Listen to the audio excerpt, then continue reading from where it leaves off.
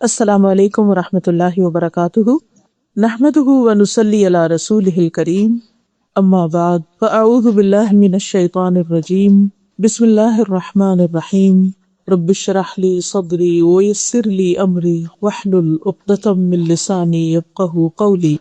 قرآن مجید میں اللہ سبحانہ وتعالیٰ فرماتے ہیں لیس البر ان تولوا وجوہکم قبل المشرق والمغرب ولكن البر من آمن بالله واليوم الآخر والملائكة والكتاب والنبيين وآتى المال على حبه ذوي القربى واليتامى والمساكين وابن السبيل والسائلين وفي الرقاب وأقام الصلاة وآتى الزكاة والموفون بعهدهم إذا عاهدوا والصابرين في البأساء والضراء وحين البأس اولئک الذین صدقوا واولئک هم المتقون۔ سورۃ البقرہ آیت 177۔ نیکی یہ نہیں کہ تم اپنے چہرے مشرق اور مغرب کی طرف پھیر لو، لیکن دراصل نیکی اس کی ہے جو اللہ اور آخرت کے دن، فرشتوں، کتاب اور انبیاء پر ایمان لائے اور اس کی محبت کے باوجود اپنا مال دے رشتہ داروں، یتیموں، مسکینوں، مسافروں، مانگنے والوں کو اور گردنیں چھڑانے میں، اور نماز قائم کرے اور زکوٰۃ دے، اور جو اپنا عہد پورا کرنے والے ہیں جب عہد کرے، اور خصوصاً جو تنگ دستی اور تکلیف میں اور لڑائی کے وقت صبر کرنے والے، یہی لوگ ہیں جنہوں نے سچ کہا اور یہی بچنے والے ہیں، متقی ہیں۔ یہ آیت قرآن مجید کی ان آیات میں سے ہے جو بہت ہی جامع آیات ہے، جس میں ایک آیت کے اندر یوں سمجھے کہ پورا دین سمو دیا گیا ہے۔ اس میں ایمان کا ذکر بھی ہے، اس میں عبادات کا ذکر بھی ہے، اور اس میں اچھے اخلاق کا ذکر بھی ہے۔ یہ ساری چیزیں مل کر انسان کے اندر ایک خاص قسم کی سکینت پیدا کرتی۔ اللہ سبحانہ وتعالیٰ نے ہمیں پیدا کیا اور اس کو معلوم تھا کہ ہماری ضرورت کیا ہے، ہمیں کیا چاہیے، اور جو بھی چیز ہماری ضرورت کی تھی اس نے ہمیں عطا کی، جس میں ہماری جسمانی ضروریات ہیں، کھانا پینا، لباس، گھر، شادی، بچے، ہماری جذباتی ضروریات ہیں کہ ہمیں اپنے رشتوں سے، دوستوں سے محبت ملے، اس کے ساتھ ساتھ ہماری کچھ روحانی ضروریات بھی ہیں، ہمارے دل کی ضروریات بھی ہیں، اور وہ ضروریات پوری ہوتی ہیں وحی الہی کے ذریعے، اللہ سبحانہ وتعالیٰ کے کلام کے ذریعے، اللہ کی کتاب کے ذریعے، اللہ تعالیٰ کے احکامات کے ذریعے، جب انسان ان کو پڑھتا ہے، سنتا ہے، سمجھتا ہے اور اس کے مطابق اپنی زندگی بسر کرتا ہے۔ ہر انسان کے اندر اللہ سبحانہ وتعالیٰ نے نیکی کا شوق رکھ دیا، وَأَلْهَمَهَا فُجُورَهَا وَتَقْوَاهَا، جہاں اس کے اندر غلط کاموں کی طرف ایک انکلینیشن، اس کا نفس اس کو مائل کرتا ہے، إِنَّ النَّفْسَ لَأَمَّارَةٌ بِالسُّوءِ، بے شک نفس تو انسان کو برائی پر اکساتا ہی ہے، وہاں دوسری طرف اس کے اندر فطری طور پر نیکی سے محبت اور نیکی کرنے کے بعد ایک خوشی ہوتی ہے۔ یہ خوشی ہر انسان کو چاہیے ہوتی ہے، اس کے بغیر انسان کی تکمیل نہیں ہوتی، انسان مکمل نہیں ہوتا، انسان کمپلیٹ نہیں ہوتا، اس کو اطمینان اور خوشی نصیب نہیں ہوتی۔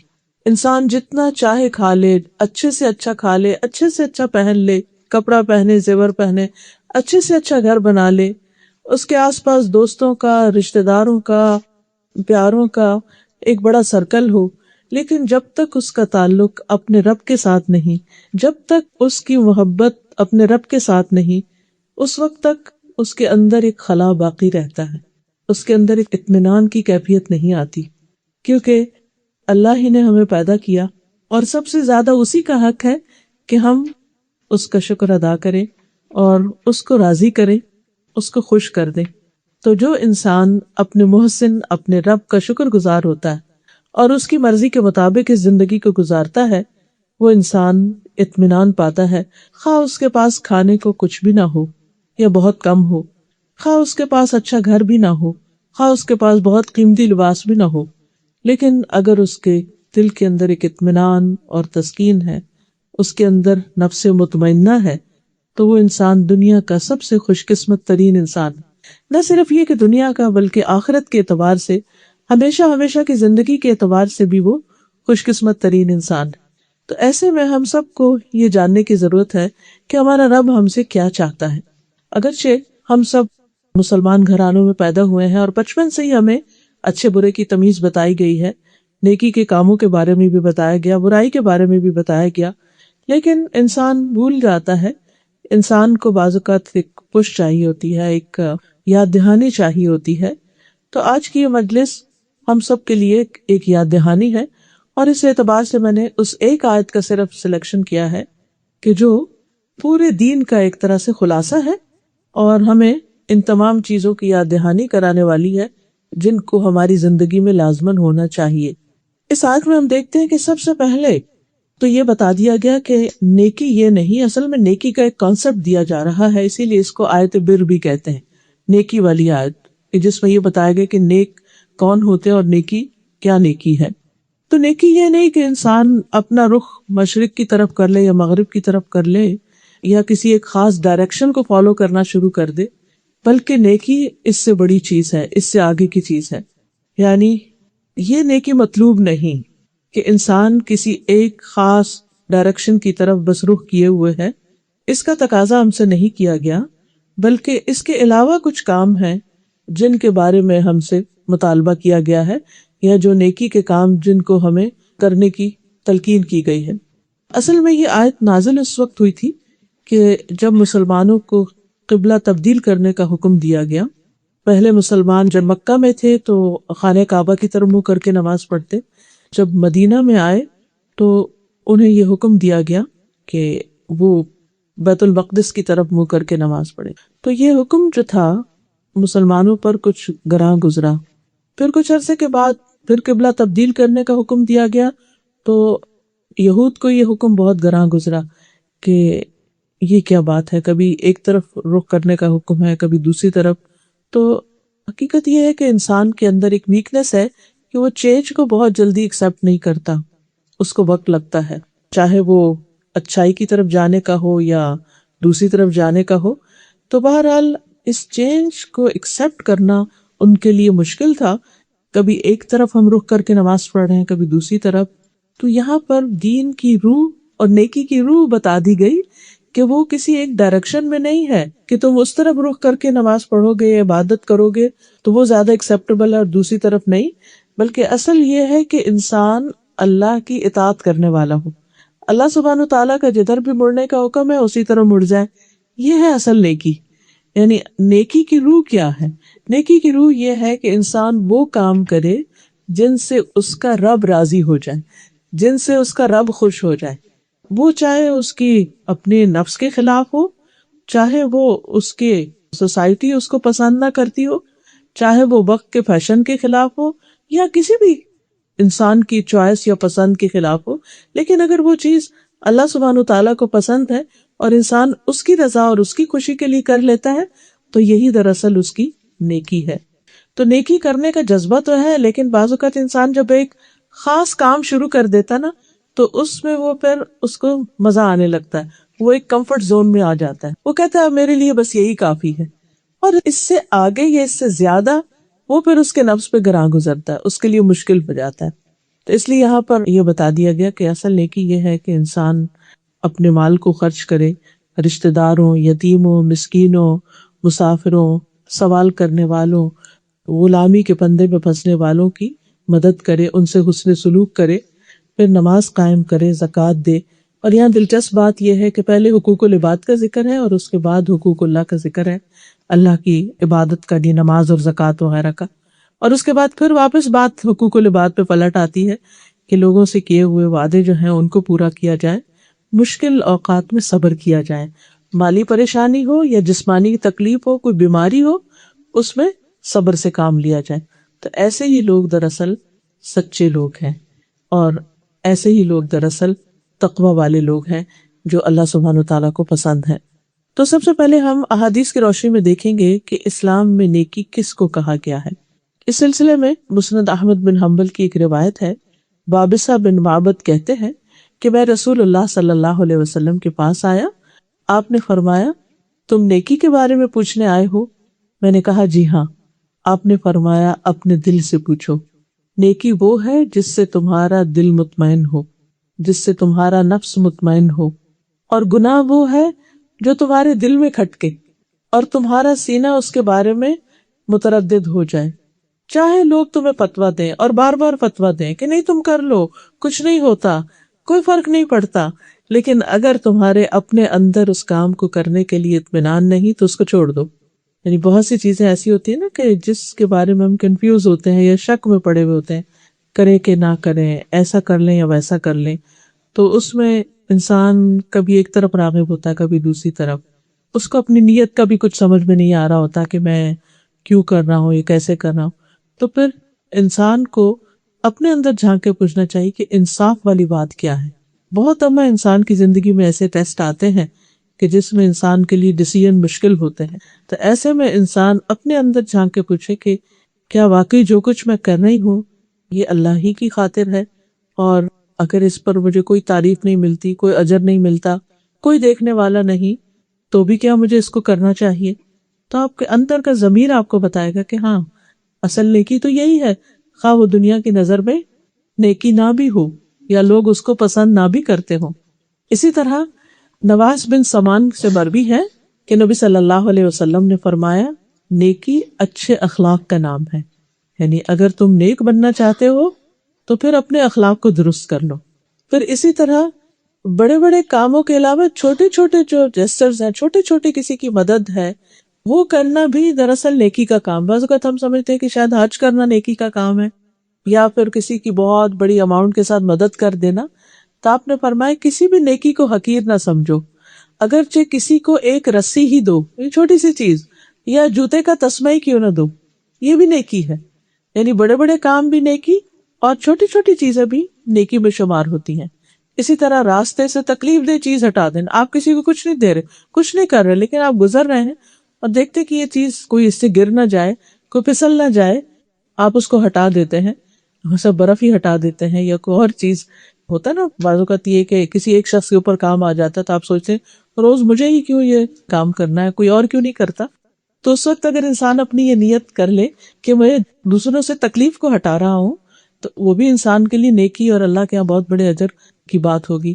پھر اسی طرح مسکرا کے دیکھنا کسی کو جو ہے یہ بھی نیکی ہے. اس میں تو کچھ بھی خرچ نہیں آتا لیکن اس پر بھی انسان کے لیے اجر لکھ لیا جاتا ہے.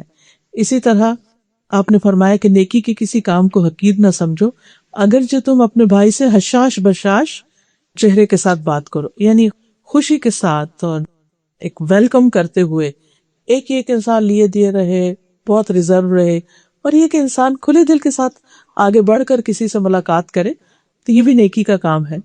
پھر اسی طرح سلام کرتے رہنا، سلام پھیلانا، اچھی بات کرنا. ایک شخص آئے اور کہنے لگے اللہ کے رسول صلی اللہ علیہ وسلم آپ مجھے کوئی ایسا کام بتا دیں کہ میں جنت میں چلا جاؤں، جنت میں داخل ہو جاؤں. تو آپ نے فرمایا دو چیزیں مغفرت کو واجب کرتی ہیں، یعنی اگر تم وہ کرو گے تو تمہارے گناہ بخشے جائیں گے، یعنی جنت میں لے جانے والی ہیں. ایک ہے سلام پھیلانا اور دوسرے اچھی بات کرنا. یعنی دوسروں کے ساتھ وہ بات کرو کہ جس سے ان کا دل خوش ہو، ان کو تکلیف دینے والی بات نہ کرو. اور خاص طور پر جب انسان اپنے گھر والوں کے بیچ میں رہتا ہے یا رشتے داروں کے بیچ میں، تو انسان کو ہر ایک کی ویکنیس بھی پتہ چل جاتی ہے کہ کون کس بات کو مائنڈ کرتا ہے، کس کے سامنے کس چیز کا ذکر کیا جائے تو اس کو پسند نہیں آتی. تو ایسی چیزوں کو بھی اوائڈ کرنا چاہیے. جب ہمیں پتہ ہے کہ ہم کسی سے کسی خاص چیز کے بارے میں پوچھیں گے، مثلا اگر کسی کے بچے نہیں تو بار بار اس سے یہی سوال کرنا تمہارے بچے کیوں نہیں یا کیا ہوا تمہیں. اب یہ چیز ہو سکتا ہے اس کے لیے کوئی بہت خوشگوار ٹاپک نہ ہو، چاہے آپ کتنی ہی اچھی نیت کے ساتھ یا کتنے ہی ہمدردی کے ساتھ پوچھ رہے ہوں، لیکن جب ایک دفعہ آپ کو معلوم ہو جائے کہ کسی خاص ٹاپک پہ فلاں شخص کے ساتھ بات کرنا اس کو خوش نہیں کرتا، تو ایسی چیزوں سے بھی انسان کو پرہیز کرنا چاہیے. اور تھوڑی دیر کے لیے انسان اگر اپنی زبان روک لے تو کچھ مشکل نہیں ہوتی. اسی طرح اللہ تعالیٰ کی تسبیح کرنا، حمد کرنا، سبحان اللہ، الحمدللہ، اللہ اکبر، یہ چیزیں تو یہ بھی نیکی میں شمار ہوتا ہے، کیونکہ انسان کے صبح ہر جوڑ پر صدقہ واجب ہو جاتا ہے. یعنی ہر صبح جب سورج نکلتا ہے تو ہمارا پورا جسم جو ہے مقروض ہوتا ہے، تو اس میں سے ہر جوڑ کا صدقہ دینا ہوتا ہے. جیسے یہ انگلی کا چھوٹا سا جوڑ ہے یا کانوں کی ہڈیوں میں چھوٹی چھوٹی چیزیں، تو تقریباً 360 جوڑ ہیں، اور ان میں سے ہر جوڑ کا صدقہ کیا ہے؟ سبحان اللہ، الحمدللہ، اللہ اکبر، لا الہ الا اللہ، یہ سب کیا ہے؟ صدقہ ہے. اسی طرح نیکی کی بات کسی کو بتانا، برائی سے روکنا، یہ بھی صدقہ ہے. اور 2 رکعت نماز اشراق یا چاشت جو بھی انسان سورج نکلنے کے بعد 15 منٹ کے بعد سے لے کے زہر کی نماز تک میری زوال تک اگر درمیان میں 2 رکعت بھی پڑھ لیتا ہے تو پورے جسم کا صدقہ اس کا ادا ہو جاتا ہے. اور جب انسان اپنے جسم کا صدقہ دیتا رہتا ہے اچھے کاموں کے ساتھ، ضروری ہے کہ صرف مال سے دے. ہمارا ایک کانسیپٹ ہے کہ خاص قسم کو بکرا ذبح کر کے یہ کچھ، تو وہ بھی اچھی بات ہے، لیکن اگر وہ میسر نہیں اور یہ دوسرے آسان کام ہمارا دین ہمیں بتاتا ہے تو یہ بھی نیکی شمار ہوتا ہے اور صدقہ ادا ہو جاتا ہے. اسی طرح آپ نے فرمایا کہ تمہارا اپنے بھائی کے ڈول میں پانی ڈال دینا. جیسے کنویں سے پانی لوگ نکالتے تھے تو اب نکالا ہے آپ نے اپنے لیے، اور اتنے میں کوئی بچہ آ جاتا ہے، کوئی خاتون آ جاتی ہے اور ان کے لیے پانی کھینچنا مشکل ہے تو آپ نکال کے ان کے اس میں ڈال دیتے ہیں، تو یہ بھی آپ کے لیے صدقہ لکھا جاتا ہے. اسی طرح اگر گھر میں آپ کسی کو جگ سے پانی ڈال کے دے دیتے ہیں یا ویسے پانی پلا دیتے ہیں تو بھی بہترین صدقہ ہے. حتیٰ کہ ایک گھونٹ پانی بھی کسی کو پلانا جو ہے وہ بھی صدقہ شمار ہوتا ہے. یعنی اگر زیادہ نہیں بھی تو بات اوقات ہم کہتے ہیں تو تھوڑا سا ہے، اس سے کیا فائدہ، چلو شرم کے بارے نہیں دیتے، لیکن وہ بھی کسی کو دے دینا نیکی شمار ہوتا ہے. اسی طرح کسی کو سواری پہ سوار کرا دینا، کسی کا سامان اٹھا لینا، خاص طور پر اگر کوئی بیمار ہو یا کوئی بوڑھا ہو، تو یہ ساری چیزیں صرف اس سے تعریف یا شکریہ لینے کے لیے نہیں بلکہ اللہ سبحانہ تعالیٰ کی رضا کے لیے یہ ساری چیزیں نیکی میں شمار ہوتی ہیں. اسی طرح کسی کو راستہ بتا دینا، راستہ دکھا دینا. پھر اسی طرح کسی ایسے شخص کو جو خوف اور تنہائی محسوس کرے اس کو انس دینا، اس کا حال چال پوچھ لینا. خصوصاً جب ہمارے والدین بوڑھے ہو جاتے ہیں، اگر بیک ہوم ہیں تو کوئی ان کے پاس نہیں ہے یا صرف سرونٹس کے ساتھ رہ رہے ہیں، تو پھر ایسے میں اگر آپ انہیں کال کر لیتے ہیں یا ان کا حال چال پوچھ لیتے ہیں یا ان کے جو کوئی پرابلمز ہیں ان سے کہتے ہیں کہ آپ مجھ سے شیئر کر لیں، اس کا کوئی سولوشن آپ دے دیتے ہیں، کوئی اچھا مشورہ دے دیتے ہیں، تو ایسے خوف اور فکر اور ہم اور غم کسی کا بانٹنا جو ہے یہ بھی نیکی میں شمار ہوتا ہے. اسی طرح اپنے شر سے دوسرے کو بچانا، یعنی صرف زبان کے نہیں، ہر طرح کے، کہ کسی کو دھکا نہ دے انسان، کسی کو پش نہ کرے، کسی کو کسی بھی طرح کی تکلیف نہ دے. تو ان احادیث سے یہ پتہ چلتا ہے کہ ہمارے دین میں نیکی جو ہے اس کا کانسیپٹ جو ہے وہ بہت وسیع ہے. عام روز مرہ کے چھوٹے چھوٹے کام، لوگوں کے ساتھ جو برتاؤ ہم کرتے ہیں، لین دین جو کرتے ہیں، اس میں دوسروں کو سہولت دینا، آسانی دینا، ان کی مدد کر دینا، ان کو خوش کر دینا، یہ ساری چیزیں نیکی میں شمار ہوتی ہیں. تو نیکی صرف یہ نہیں کہ تم اس بات پہ پریشان ہو رہے ہو کہ قبلہ مشرق ایک طرف سے دوسری طرف کیوں، بیت المقدس سے خانہ کعبہ یا خانہ کعبہ سے بیت المقدس میں تبدیلی کیوں ہو گئی. یہ بھی دراصل مسلمانوں کی ایک تربیت تھی کہ اس موقع پر بھلا دیکھتے ہیں کہ ری ایکشن کیا ہوتا ہے. تو ایسی تربیت جب انسان کی ہو جاتی ہے تو باقی چیزوں میں بھی اس کے لیے آسانی ہو جاتی. انسان کو زندگی میں بہت دفعہ بہت سی تبدیلیوں سے گزرنا پڑتا ہے، تو ایسے میں انسان اگر دوسروں کے لیے مسئلہ کریٹ نہیں کرتا، سہولت پیدا کرتا ہے، تو وہ اس کے لیے اجر و ثواب کا باعث بنتا ہے. پھر فرمایا کہ وَلَٰكِنَّ الْبِرَّ، لیکن نیکی اس کی نیکی ہے، من آمن باللہ والیوم الآخر والملائکۃ والکتاب والنبیین، کہ انسان اللہ پر ایمان لائے، آخرت پر ایمان لائے، فرشتوں پر ایمان لائے، کتاب پر، نبیوں پر. تو یہاں پر اس آیت میں ان چیزوں کا ذکر آتا ہے، لیکن احادیث سے ہمیں پتہ چلتا ہے کہ تقدیر پر ایمان یہ بھی ضروری ہے. آپ نے فرمایا نبی صلی اللہ علیہ وسلم نے، ایمان یہ ہے کہ تم اللہ پر ایمان لاؤ، اس کے فرشتوں، اس کی کتابوں، اس کے رسولوں پر، جنت پر ایمان لاؤ، آگ پر، میزان پر ایمان لاؤ، یعنی آخرت کے جتنے مرحلے ہیں کہ پلسرات ہے، میزان ہے، اعمال تولے جائیں گے، موت کے بعد جی اٹھنے پر، اور تقدیر کے اچھے برے ہونے پر. اور انسان اس وقت تک مومن نہیں ہوتا جب تک ان تمام چیزوں پر جن پر ایمان لانا ضروری ہے ان پر ایمان نہ لائے. اور اس ایمان کی تفصیل جاننا بھی بہت ضروری ہے.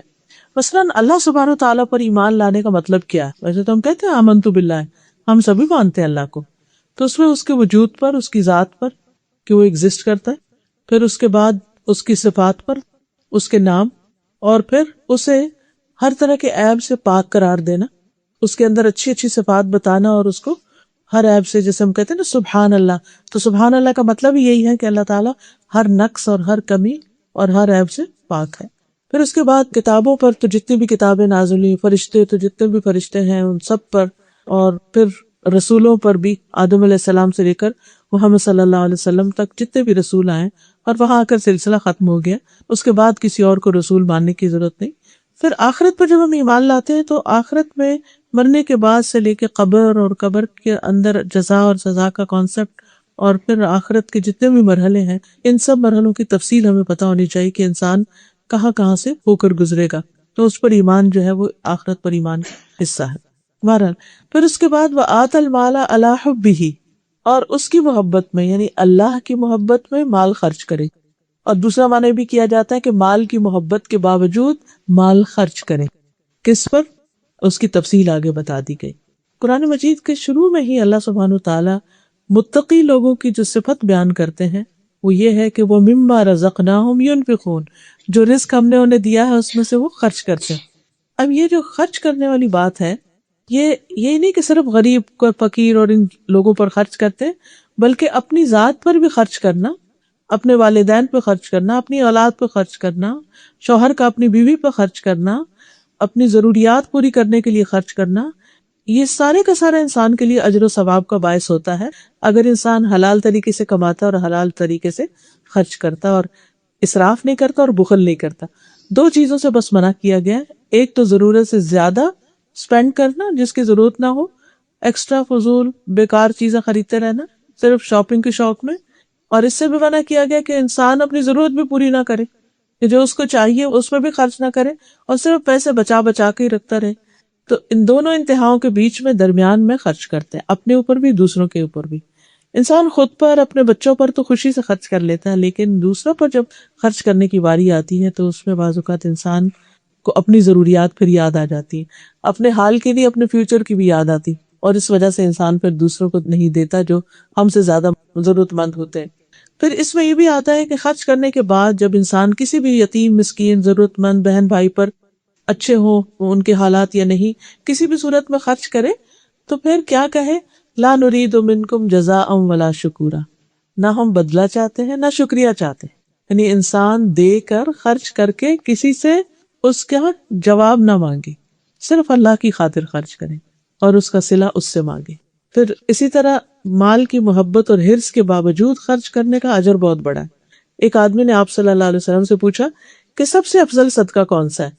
تو آپ نے فرمایا کہ تندرستی کی حالت میں، کہ تم صحت مند ہو، کیونکہ بیماری میں تو انسان پھر بیماری دور کرنے کے لیے بھی صدقہ کرتا ہے، اور اس میں بھی کرنا چاہیے۔ حدیث میں آتا ہے کہ اپنی بیماریوں کا علاج صدقے سے کرو، داؤ مرضاکم بصدقات، کہ انسان اگر بیمار ہے تو اس میں دوا بھی لے لیکن اس کے ساتھ ساتھ صدقہ بھی کرے اور دعا بھی کرے، یہ ساری چیزیں مل کر انسان کے لیے شفا کا باعث بنتی ہیں۔ پچھلے دنوں کوئی بتا رہا تھا مجھے کہ وہ کسی کو جانتے ہیں کہ جو بیمار ہو گئے، کسی خاصی تکلیف دہ بیماری کا شکار ہو گئے، تو وہ ڈاکٹر کے پاس جاتے، سارا کچھ بتاتے، پھر ڈاکٹر دوائیاں لکھ کر دیتا، پھر وہ دوائیوں کی دکان پہ جاتے اور پوچھتے کہ ان دوائیوں کا ٹوٹل کتنا بنتا ہے، تو اس کا ٹوٹل کروا کے تو جتنے پیسے وہ دوائیوں کو بنتے ہوتے وہ جا کے صدقہ کرتے، یعنی خود بھی یعنی دوا بھی کھا لی لیکن اس کے ساتھ ساتھ اتنا پیسہ صدقہ بھی کر دیا، کسی غریب کی مدد بھی کر دی، اور وہ بہت جلدی ان کو اس بڑی مصیبت سے نجات مل گئی۔ تو صدقہ جو ہے یہ صرف اللہ کی رضا کے لیے، بندوں سے شکریہ پانے کے لیے نہیں، جب انسان خرچ کرتا ہے تو اس کے بے پناہ فائدے ہیں۔ آپ نے فرمایا کہ تندرستی کی حالت میں صدقہ کرنا افضل صدقہ ہے، اور اس حال میں کہ تمہیں اس کی حرص بھی ہے اور جس سے تمہیں غنی ہونے کی امید بھی ہے کہ اتنا اتنا اور ہو جائے گا تو میرے پاس بہت کچھ ہوگا، اور محتاجی کا ڈر بھی ہے کہ اگر میں دے دوں گا تو میرا کیا بنے گا۔ اور قرآن میں یہاں تک کہا گیا کہ لن تنالوا البر حتى تنفقوا مما تحبون، تم نیکی کو پا ہی نہیں سکتے ہرگز ہرگز جب تک کہ تم وہ خرچ نہ کرو جس سے تم محبت کرتے ہو، یعنی پسندیدہ چیز خرچ کرنا، صرف یہ نہیں کہ ایکسٹرا بیکار فضول اور ایسی چیزیں جو ہمارے کام کی نہیں بس صرف وہ نکال دو، نہیں، بعض اوقات کوئی ایسی چیز جس کو استعمال کرنے کو آپ کا اپنا دل بھی چاہ رہا ہو تو آپ اس کو صرف اللہ کو خوش کرنے کے لیے کسی اور کو دے دیں، اور ریٹرن کی کوئی لالچ یا کوئی بھی غرض اور حرص نہ ہو اس میں، تو یہ بہترین صدقہ ہوتا ہے۔ کبھی کبھی دل چاہتا ہے کہ اللہ کوئی ایسا کام کرے کہ تو راضی ہو جائے ہم سے، تو ان کاموں میں سے ایک یہ ہے کہ انسان پھر اپنی پسندیدہ چیز میں سے کچھ اللہ کے راستے میں دے۔ اس میں بھی مما کہا گیا ہے، ساری کی ساری دینے کا بھی حکم نہیں ہے، کچھ بھی اگر اس میں سے دے دو گے تو بھی وہ قبول ہو جائے گا انشاءاللہ۔ پھر اسی طرح یہ ہے کہ ہر روز کچھ نہ کچھ صدقہ ضرور کرنا چاہیے کسی نہ کسی شکل میں، یا تو انسان ڈیلی بیس پر کسی کا کچھ باندھ دے، کسی کا کوئی وظیفہ لگا دے، مثلا ہر روز کے کسی کے دودھ کے پیسے، یا کسی جیسے کئی رشتہ دار غریب ہوتے ہیں ان کے پاس نہیں ہوتا اور ہمیں پتہ بھی ہوتا ہے، کبھی کسی کے بچوں کی فیس ہو سکتی ہے کسی نہ کسی شکل میں، اور بعض اوقات ایسا ہوتا ہے کہ آپ کے آس پاس کوئی غریب مسکین نہیں ہوتا تو اگر پانی کا ایک گھونٹ بھی آپ کسی کو پلاتے ہیں نا تو وہ بھی آپ کے حق میں صدقہ لکھا جاتا ہے، اس نیت کے ساتھ کہ اللہ تیری رضا کے لیے میں دوسروں کی مدد اور خدمت کر رہی ہوں۔ حدیث میں آتا ہے کہ ہر روز صبح 2 فرشتے اترتے ہیں، ان میں سے ایک کہتا ہے اے اللہ خرچ کرنے والے کو اس کا بدلہ دے، یعنی اس کو اور بھی دے، اور دوسرا فرشتہ کہتا ہے کہ اے اللہ روک کے رکھنے والے کے مال کو ضائع کر دے، ایسی جگہ لگے کہ کوئی فائدہ اس کو نہ ہو۔ اب خرچ کہاں کہاں کرے، کس کس کو دے؟ تو سب سے پہلا حق بتایا کہ رشتہ داروں کا۔ رشتہ داروں پہ خرچ کرنا عام طور پہ مشکل کام ہوتا ہے، کیونکہ ان سے انسان کو نہ شکریہ ملتا ہے اور وہ اس کو اپنا حق ہی سمجھتے ہیں، یعنی انسان اس لیے پھر اس کا دل بھی نہیں بازوقت کرتا کہ ان کو کتنا بھی دو، اور راضی بھی نہیں ہوتے، وہ کہتے ہیں کہ ابھی بھی کچھ نہیں کیا۔ تو ایسوں کو دینا جو ہے وہ زیادہ اجر کا باعث ہے۔ اور آپ نے فرمایا کہ 1 دینار وہ ہے جو تم اللہ کی راہ میں دیتے ہو، ایک وہ ہے جو غلام کو آزاد کرنے کے لیے دیتے ہو، ایک وہ ہے جو کسی مسکین کو دیتے ہو، اور ایک وہ جو اپنے گھر والوں پہ خرچ کرتے ہو۔ تو اجر کے لحاظ سے سب سے افضل وہ ہے جو تم اپنے گھر والوں کو دے رہے ہو، اپنے اہل و عیال پہ خرچ کرتے ہو۔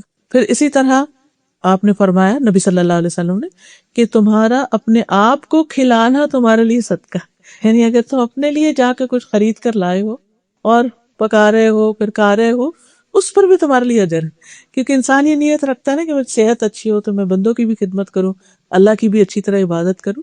تو ہمارے دین میں ہر ایفرٹ جو اچھی نیت کے ساتھ کی جاتی ہے اس پر انسان کو ریوارڈ ملتا ہے اور وہ اس کی عبادت بن جاتی ہے، چاہے وہ دنیاوی ضروریات ہی کیوں نہ پوری کرنی ہو۔ رسول اللہ صلی اللہ علیہ وسلم نے فرمایا جب کوئی شخص اپنے گھر والوں پہ خرچ کرتا ہے اور اس پر ثواب کی نیت رکھتا ہے تو وہ خرچ کرنا بھی اس کے لیے صدقہ ہے۔ ایک حدیث میں آتا ہے کہ آپ نے فرمایا جب آدمی اپنی بیوی کو پانی پلاتا ہے تو اسے اجر دیا جاتا ہے۔ تو ارباز بن ساریہ کہتے ہیں کہ یہ حدیث سن کر میں اٹھا اور بیوی کو پانی پلایا اور اسے یہ حدیث بھی سنائی کہ میں اس لیے کر رہا ہوں۔ تو اب دیکھیے کہ یہ ہمارا دین دراصل ہمارے اپنے ہی گھریلو تعلقات کو خوشگوار کرنے کے لیے کتنا مددگار ہے۔ اصل میں ہوتا یہ ہے کہ کام وہی ہوتا ہے جو ہم نے کرنے بھی ہوتے ہیں، لیکن ہم بوجھل قدموں سے کر رہے ہوتے ہیں، کون اٹھے دے اب پھر پانی بھرے، یعنی وہ دل میں ایک تنگی سی جو آ جاتی ہے نا، وہ ایسی احادیث وہ تنگی دور کر دیتی۔ کرنا تو ہے ہی، ہلکے دل کے ساتھ خوشی کے ساتھ کرتے رہیں اور کوئی جواباً ہمارے لیے نہ بھی کرے، کیونکہ بعض اوقات ایسا ہوتا ہے نا آپ کسی کے لیے اتنا کرتے کرتے اور وہ ایک دن شکریہ بھی نہیں کہتا، ایک دن جواب بھی کچھ آپ کے لیے نہیں کرتا، تو پھر انسان سوچتے کہ ایسے لوگوں کے ساتھ پھر انسان ان کے ساتھ کچھ بھی نہ کرے تو بہتر۔ نہیں، جب اللہ کے لیے کرنا ہے تو اس کا اجر کئی گنا زیادہ ہی بڑھ جائے گا بنسبت اس کے۔ آپ نے فرمایا سب سے افضل وہ صدقہ ہے جو اس رشتہ دار پہ کیا جائے جو پوشیدہ دشمنی رکھتا ہے، نہیں دل میں تم سے حسد رکھتا ہے یا تمہیں پسند ہی نہیں کرتا، تم سے کبھی خوشی نہیں ہوتا، تو اس کو دینا تمہارے لیے زیادہ اجر کا باعث، کیونکہ دیتے رہو کبھی تو اس کا دل موم ہو ہی جائے گا، کبھی تو وہ بغض اور نفرت دور ہو ہی جائے گی، کبھی تو غلط فہمیاں دور ہو ہی جائیں گی، اور یہ احسان کرنا جو ہے وہ بالآخر انسانوں کے ذہن کو تبدیل کر ہی دیتا ہے۔ آخر کتنے دن کوئی ہم سے کھچ کے رہے گا؟ اگر ہم خیر کرتے رہیں گے تو اس کا دل بھی مائل ہو ہی جائے گا۔ دوسرا جو خرچ کرنے کی خاص جگہ ہے وہ یتیم ہے، آرفنس۔ قرآن مجید میں بھی آتا ہے کہ یسألونک ماذا ینفقون، آپ سے پوچھتے ہیں کہ کیا خرچ کریں۔ قل ما انفقتم من خیر فللوالدین والاقربین والیتامى، آپ ان سے کہہ دیجئے کہ جو تم خرچ کرو تو اپنے والدین پر اور رشتہ داروں پر اور یتیموں پر اور مسکینوں پر۔ والدین کا ذکر خاص طور پر کیوں کیا گیا؟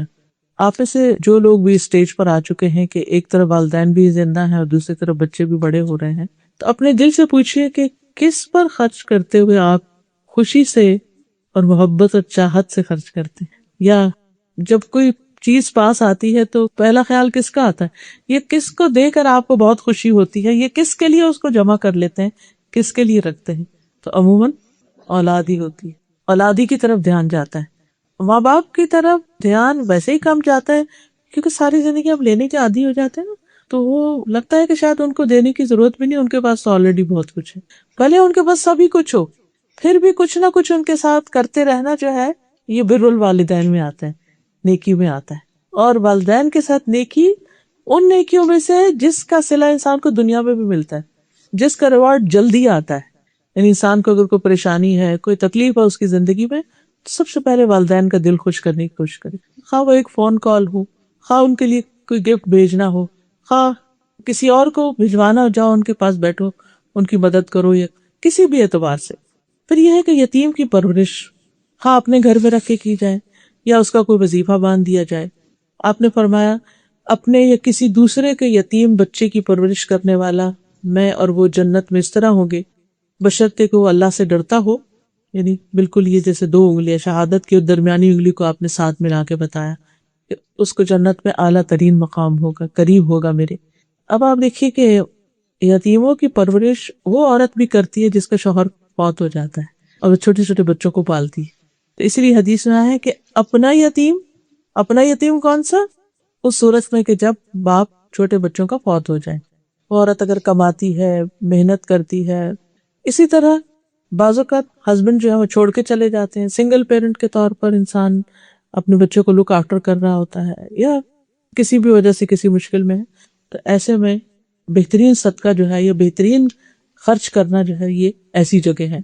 رسول اللہ صلی اللہ علیہ وسلم نے فرمایا جس نے اپنے یا دوسرے کے یتیم بچے کو اپنے ساتھ ملا لیا، یہاں تک کہ اللہ نے ان کو اس کی وجہ سے غنی کر دیا، یعنی بڑا کر دیا، تو اس کے لیے جنت واجب ہو جاتی ہے. یعنی چھوٹے سے لے کر بڑے پڑھایا لکھایا، شادی کر دی اور وہ انڈیپینڈنٹ ہے، تو ایسی صورت میں یہ لازم جنت میں لے جانے والے کاموں میں سے ہے. پھر اسی طرح یتیم کے سر پہ ہاتھ پھیرنا، دعا دینا. یعنی بعض اوقات آپ مال خرچ نہیں کر سکتے یا آپ کے پاس اتنا نہیں ہوتا، تو بھی اسے محبت کا سلوک کرنا، ان کی کیئر کرنا، یہ بہت فائدہ مند ہے. پھر نیکی کیا ہے؟ مساکین کے ساتھ اچھا سلوک کرنا. مسکین کون ہوتا ہے؟ مسکین وہ شخص ہوتا ہے جس کے پاس اپنی ضروریات، بیسک نیڈز پوری کرنے کے لیے انف نہ ہو. جیسے کھانا، تو 2 وقت کے کھانے کے محتاج ہیں، کپڑا نہیں ہے، یا گھر نہیں ہے، ٹھکانہ نہیں ہے کوئی. ضروری نہیں کہ آپ ان کو کوئی مینشن بنوا کر دیں، لیکن چلے ان کا منتھلی رینٹ ہی پے کرنے کا کچھ کر دیں، کچھ رشتہ دار مل جل کے کر دیں. بعض اوقات باقی بہن بھائیوں کے پاس ہوتا ہے، کسی ایک بہن بھائی کے پاس نہیں ہوتا، تو ان کی مدد کرنا. اسی طرح اگر بچوں کی ایجوکیشن کے لیے ان کے پاس نہیں ہے تو ان کی فیس وغیرہ کا بندوبست کرنا. یعنی ہمیں معلوم ہے کہ بھائی کی آمدنی بس اتنی ہے کہ جس سے گھر کا گزارا چلتا ہے، بچے پڑھ نہیں سکتے اس میں، لیکن آپ کے پاس ایکسٹرا ہے تو بہتر ہے کہ پہلے ان کو دیا جائے، وہ زیادہ اجر و ثواب کو باعث. اسی طرح مسکین سے محبت بھی کرنا. عموماً ہماری محبتیں کس سے ہوتی ہیں؟ کہ جن کے پاس بیٹھ کے ہمارا دل خوش ہوتا ہے، یا جن سے ہمیں کوئی فائدہ پہنچے، یا ہمیں وہ اچھے لگتے ہوں، یا کسی بھی طرح جو قریب ہو. لیکن ایسے لوگ جو دنیاوی اعتبار سے پیچھے ہوتے ہیں، جن کے پاس نہ اچھا لباس ہے، نہ اچھا گھر ہے، نہ اچھا کھانا ہے، تو عموماً لوگ ان سے دوستی نہیں رکھتے، ان سے تعلق نہیں رکھتے، ان کے گھر جانا اپنے سٹیٹس کے خلاف سمجھتے ہیں. لیکن انسان کی نیکی کیا ہے کہ ایسے لوگوں کے پاس خود جائے، جا کر ان کے پاس بیٹھے، ان سے محبت کرے. اس سے انسان کا اپنا دل بھی نرم ہوتا ہے. ہم نے دیکھو کہ دل میں بعض اوقات سختی سی آ جاتی ہے، ایک عجیب وحشت سی ہونے لگتی. ایک شخص نبی صلی اللہ علیہ وسلم کے پاس ہے، کہنے لگا کہ میرا دل سخت ہے، تو آپ نے اس کو یہی بتایا کہ یتیم کے سر پہ ہاتھ پھیرے. تو یہ یتیم اور مسکین لوگوں کے پاس جانا، ان کے لیے کوئی کام کاج کر دینا. نبی صلی اللہ علیہ وسلم نے فرمایا بیوہ اور مسکین کے لیے دوڑ دھوپ کرنے والا. دوڑ دھوپ کا مطلب کیا ہے؟ کبھی انہیں ڈاکٹر کے پاس لے جاؤ، کبھی ان کو شاپنگ کرانے کے لیے لے جاؤ، کبھی ان کے کوئی کسی دفتر کا کام آ گیا ہے کہ وہاں لے جاؤ. اب وہ ایسی خواتین ہیں یا ایسے لوگ ہیں جو دوسروں پر ڈیپینڈنٹ ہیں. آپ نے فرمایا وہ ایسا شخص جیسا اللہ کی راہ میں جہاد کرنے والا، یا رات کو قیام کرنے والا اور دن کو روزہ رکھنے والا. یہ نیکیاں بڑی مشکل ہوتی ہیں نا، انسان کے اپنے کام ختم نہیں ہوتے، اتنے میں آپ کو ایک کال آ جاتی، ذرا فلاں میرا کام ہے، مجھے لے جائیں. کچھ لوگ بیمار ہوتے ہیں، ان کو ساری زندگی بہت اچھی گزری ہوتی ہے، لیکن بڑھاپے میں نہ خود گاڑی چلا سکتے ہیں، نہ کہیں جا سکتے ہیں، نہ آ سکتے ہیں، خصوصاً جو موسم سخت ہو جاتا ہے. تو ایسے میں ایسے لوگوں کے کام کر دینا، ان کا خیال رکھنا، ان کے بارے میں سوچنا کہ ان کو ضرورت ہو سکتی ہے ہماری، یہ ساری چیزیں نیکی میں شمار ہوتی ہیں. اور ایسا کرنے والا حقیقت میں نیک شخص ہوتا ہے.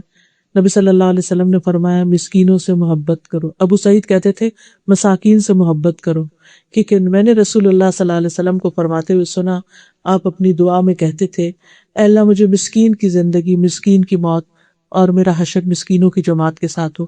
کیونکہ قیامت کے دن مساکین جو ہے جنت میں دوسرے لوگوں کے مقابلے میں 500 سال پہلے پہنچ جائیں گے. صحابہ جو تھے وہ مساکین کا بہت خیال رکھتے تھے اور ان کو اپ لفٹ کرتے رہتے تھے، ساتھ ملاتے تھے.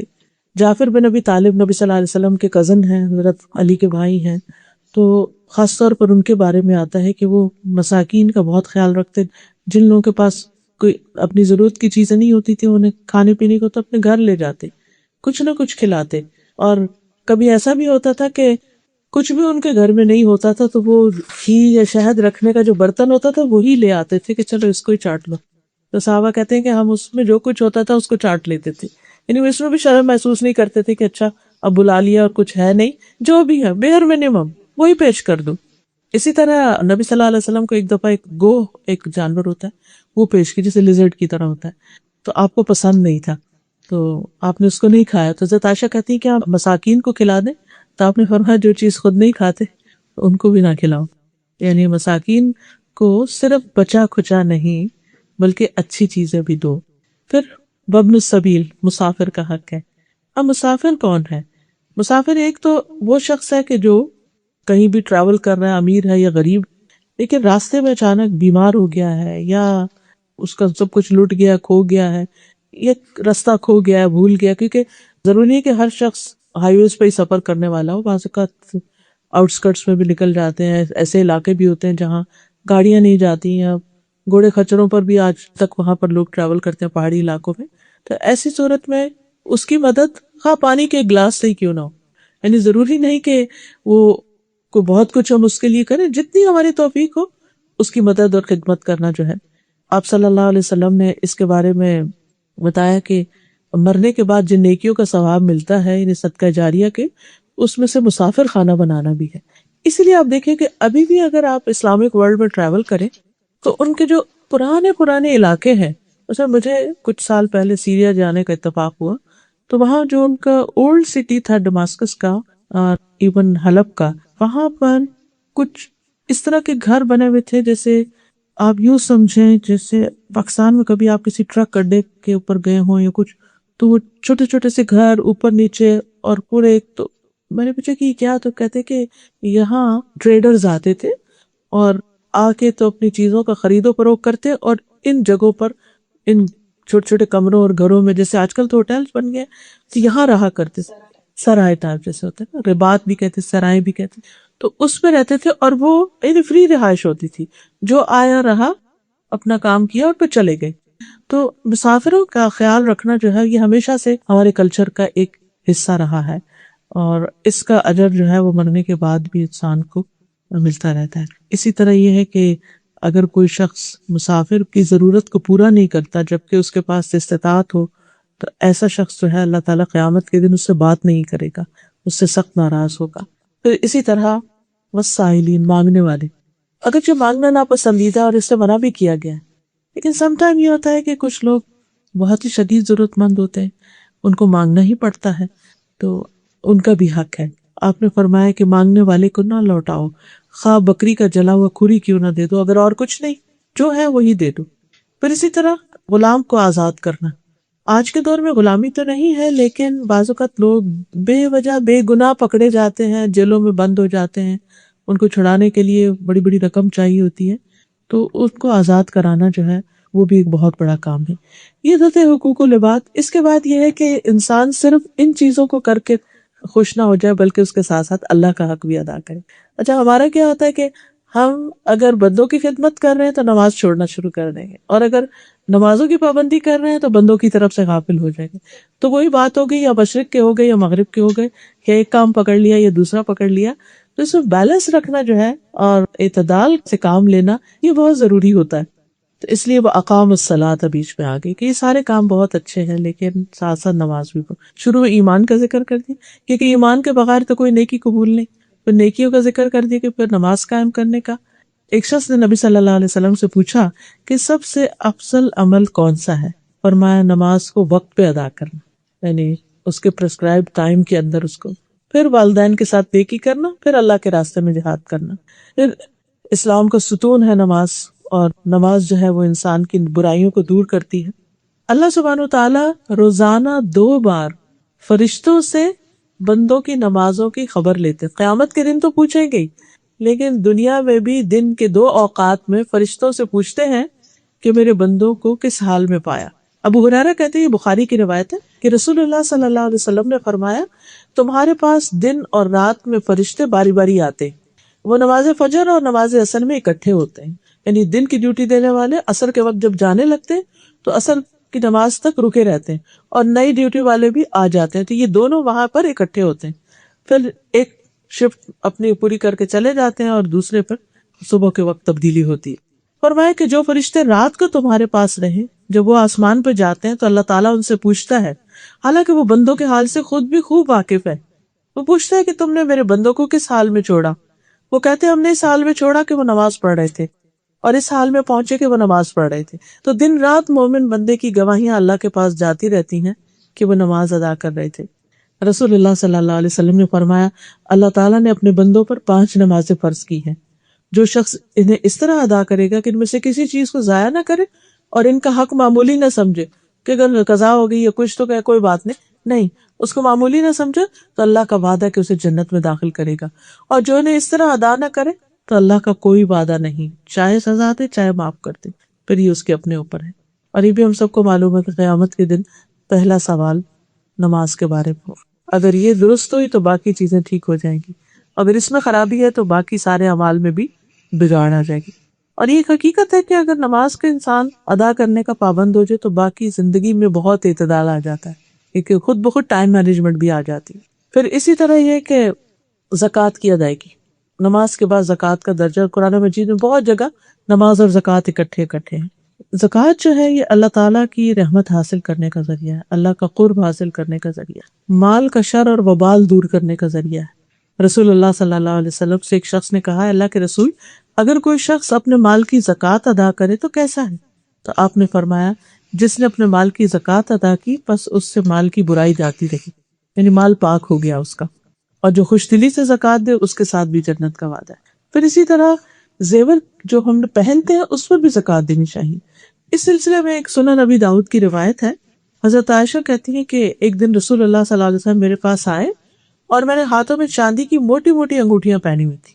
آپ نے پوچھا، عائشہ یہ کیا ہے؟ میں نے عرض کیا، اللہ کے رسول، میں نے اس لیے بنوائی ہیں تاکہ آپ کے لیے زیب و زینت اختیار کروں۔ آپ نے فرمایا، کیا تم اس کی زکوٰۃ ادا کرتی؟ میں نے کہا نہیں، یا جو اللہ نے چاہا وہ کہا۔ تو آپ نے فرمایا، تمہیں جہنم میں لے جانے کے لیے یہی کافی، یعنی اگر تم اس زکوٰۃ کو ادا نہ کرو۔ تو اس لیے بہت کیئرفل ہونا چاہیے۔ ہم یہ کہتے رہتے ہیں کہ تو سسرال کا زیور ہے، ہم تو کماتے نہیں، ہم اس میں سے کیا دیں؟ اسی زیور میں سے نکالنا ضروری ہے۔ اسی طرح اگر خود کما کے کچھ خریدا ہے تو اس میں سے بھی زکوٰۃ دینے کی، تو صرف یہ کہ سال گزرنا ضروری ہے، اور 7.5 تولے سونا اور 52 تولے چاندی جو ہے وہ ہونی چاہیے، تب زکوٰۃ عائد ہوتی ہے، یا اس کے ایکویلنٹ اگر کرنسی ہو انسان کے پاس۔ پھر نماز زکوٰۃ کا ذکر کرنے کے بعد وعدوں کی پابندی کی بات کی گئی کہ اپنے وعدے پورے کرتے ہیں۔ اصل میں یہ کہ وعدہ جو ہے وہ اس کے بارے میں قیامت کے دن سوال کیا جائے گا، وَأَوْفُوا بِالْعَهْدِ إِنَّ الْعَهْدَ كَانَ مَسْئُولًا، عہد کی پابندی کرو کیونکہ اس کے بارے میں پوچھا جائے گا۔ نبی صلی اللہ علیہ وسلم ہر خطبے میں فرماتے تھے، اس میں ایمان ہی نہیں جس میں امانت نہیں، اور اس کا دین ہی نہیں جو وعدہ نہیں پورا کرتا۔ اور وعدہ شکنی جو ہے یہ فاسقوں کی علامت ہے، جیسا قرآن مجید میں بتایا گیا، اور منافقین کی علامت ہے۔ کمٹمنٹس کو نبھانا، اپنے وعدے کو پورا کرنا، یہ مومن کی شان ہے۔ اور آخر میں جو چیز ہمیں بتائی گئی وہ ہے صبر۔ صبر کب؟ فی البأساء والضراء، مصیبت میں، تنگی میں، تکلیف میں، یعنی مشکل حالات میں۔ اصل میں اللہ تعالیٰ نے ہمیں دنیا میں امتحان کے لیے بھیجے، ہمیں ٹیسٹ کیا جا رہا، اور اللہ تعالیٰ نے خود ہی بتا دیا کہ تمہیں مختلف طرح سے آزماؤں گا میں۔ وَلَنَبْلُوَنَّكُمْ بِشَيْءٍ مِّنَ الْخَوْفِ وَالْجُوعِ وَنَقْصٍ مِّنَ الْأَمْوَالِ وَالْأَنفُسِ وَالثَّمَرَاتِ وَبَشِّرِ الصَّابِرِينَ الَّذِينَ إِذَا أَصَابَتْهُمْ مُصِيبَةٌ قَالُوا إِنَّا لِلَّهِ وَإِنَّا إِلَيْهِ رَاجِعُونَ۔ ہم ضرور تمہیں آزمائیں گے، خوف میں سے، بھوک میں سے، جان، مال اور پھلوں کی کمی میں سے، یعنی کبھی کوئی فوت ہو سکتا ہے، کبھی کوئی بیمار ہو سکتا ہے، کبھی لگی ہوئی کھیتی ساری برباد ہو سکتی ہے، اور اسی طرح باقی نقصان بھی، خوف ہو سکتی ہے، کچھ کھانے کو نہیں ہو سکتا، جاب جا سکتی، کچھ بھی ہو سکتا ہے۔ تو ایسے میں بشر الصابرین، صبر کرنے والوں کو خوشخبری دے دو۔ الذین اذا اصابتهم مصیبۃ قالوا انا للہ وانا الیہ، جب انہیں کوئی مصیبت آتی ہے تو کہتے ہیں ہم اللہ کے لیے اور اللہ ہی کی طرف جانے والے، اگر کوئی چیز ہم سے کھو گئی تو ہم بھی تو جانے والے۔